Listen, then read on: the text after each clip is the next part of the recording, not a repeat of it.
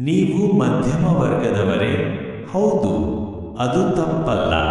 ಆದರೆ ಕೇಳಿ, ನಾವು ಬಡವಲ್ಲ, ನಾವು ಬದ್ಧವಂತರು.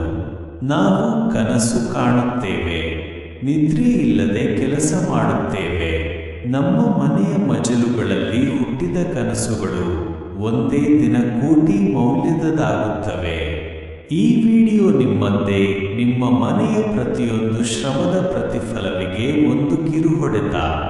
ಮಧ್ಯಮ ವರ್ಗದ ಮನೆ ಎಂದರೆ ಅಲ್ಲಿ ಶಬ್ದ ಕಡಿಮೆ, ಆದರೆ ಕನಸು ಗಟ್ಟಿಯಾದ್ದು. ನಮ್ಮ ತಾಯಿಯ ಕೈಯಲ್ಲಿ ಹಣ ಕಡಿಮೆ ಇರಬಹುದು, ಆದರೆ ಪ್ರೀತಿಯ ಪರಿಮಳ ಅಪಾರ. ನಮ್ಮ ಅಪ್ಪನ ಬಳಿ ವಿಶ್ರಾಂತಿ ಇರಲಿಲ್ಲ, ಆದರೆ ನಿನ್ನ ಭವಿಷ್ಯ ಅಲ್ಲಿ ಇತ್ತು. ಅವರು ಜೀವನವನ್ನು ಸುಲಭವಾಗಿಸಲು ಯೋಚನೆ ಮಾಡಲಿಲ್ಲ. ಅವರ ಕನಸು ನಿನ್ನ ಸಾಧನೆ. ಅವರೆಲ್ಲ ದುಡ್ಡಿನಿಂದ ಪ್ರಾರಂಭಿಸಿದರು, ನಾವು ದುಡಿಮೆಂದೇ ಪ್ರಾರಂಭಿಸಿದ್ದೇವೆ. ಅವರಿಗೆ ಹಣದ ಬೆಂಬಲವಿತ್ತು, ನಮ್ಮ ಬಳಿ ಹಠದ ಬೆಂಬಲವಿತ್ತು. ನಾವು ಮಿಡಲ್ ಕ್ಲಾಸ್, ಆದರೆ ಕನಸು ಮಿಲಿಯನೇರ್. ಈ ಕನಸು ಹೆಸರಿಲ್ಲದ ಹುಡುಗನ ಕಿತಾಪತಿಯಲ್ಲಿ ಇರುತ್ತದೆ, ಅವನ ತಾಯಿಯ ಮೌನ ಆಶೀರ್ವಾದದಲ್ಲಿ ಇರುತ್ತದೆ, ಅವನ ಬದುಕಿನ ಒತ್ತಡದಲ್ಲಿ ಬೆಳೆದ ಗಟ್ಟಿತನದಲ್ಲಿರುತ್ತದೆ. ನೀವು ದೊಡ್ಡ ಶಾಲೆಗೆ ಹೋಗಿರಲಿಲ್ಲ, ಒಳ್ಳೆಯದು ಕಾಲೇಜು ಸಿಕ್ಕಿರಲಿಲ್ಲ ಎಂದು ಮಾತ್ರ ಯಾಕೆ ತಕ್ಷಣ ನಿಲ್ಲಬೇಕು? ಏಕೆಂದರೆ ನಿಮ್ಮೊಳಗಿನ ವಿದ್ಯೆ, ನಿಮ್ಮ ಜೀವನವೇ ಪರೀಕ್ಷೆ.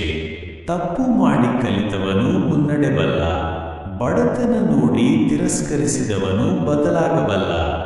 ನೀವು ಜ್ಞಾನವನ್ನು ಹಿಂಬಾಲಿಸುತ್ತಿದ್ದರೆ ಹಣ ನಿಮ್ಮ ಹಿಂದೆ ಬರುತ್ತದೆ. ನೀವು ಸಾಧಾರಣ ವೃಂದದಲ್ಲಿರಬಹುದು, ಆದರೆ ನಿಮ್ಮೊಳಗಿನ ಶಕ್ತಿ ಅಸಾಧಾರಣ. ಮಧ್ಯಮ ವರ್ಗದವರ ಕನಸು ಬಹಳ ಶ್ರೇಷ್ಠ. ಅವನಿಗೆ ಹೊಸ ಕಾರು ಬೇಡ, ಪತ್ನಿಗೆ ಸ್ಥಿರ ಸಂತೋಷ ಬೇಕು. ಅವನಿಗೆ ಬೇಡ ರೆಸ್ಟೋರೆಂಟ್, ತಾಯಿಯ ಕೈತುಂಬ ಅನ್ನವೇ ಸಾತ್ವಿಕ ವ್ಯಂಜನ. ಹಣಕಾಸು ಇದ್ದವನು ಆಭರಣ ತೊಡುತ್ತಾನೆ, ಆದರೆ ಮೌಲ್ಯವಿದ್ದವನು ಮನಸ್ಸು ಹೊಳೆಯುತ್ತಾನೆ.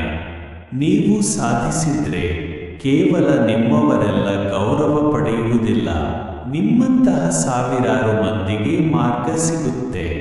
ನಿಮ್ಮ ಶ್ರಮ, ನಿಮ್ಮ ಮಕ್ಕಳು ಶ್ರೇಷ್ಠರಾಗಲು ಬೀಜ.